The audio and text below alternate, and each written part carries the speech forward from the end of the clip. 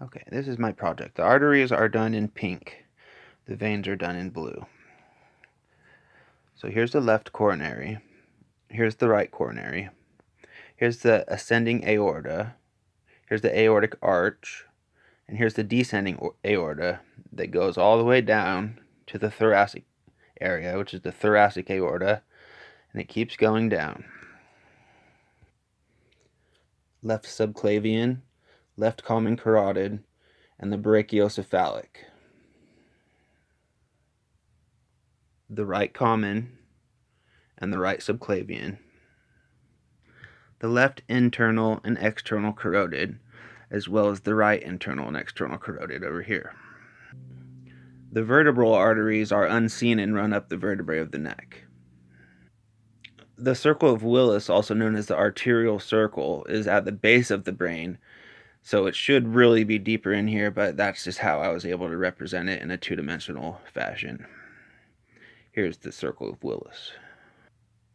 We got the axillary near the armpit area, the brachial near the crook of the arm, and the brachial splits into two, creating the ulnar on the inside of the arm, and two making the radial on the outside of the arm.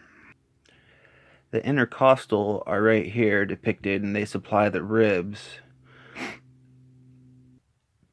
The basilar artery is right here where the two vertebral arteries connect. Now for the veins, we got the external jugular and the internal jugular, which is a deep vein. We got the brachiocephalic vein right here towards the sternum. And of course the vertebral veins on the transverse foramen of the cervical vertebrae on both sides of the neck, as are the jugular veins. We have the axillary and the subclavian vein that runs underneath the arm.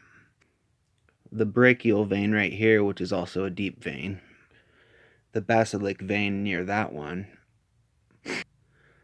The superior vena cava is this part right here that runs off of the heart, right next to the aorta.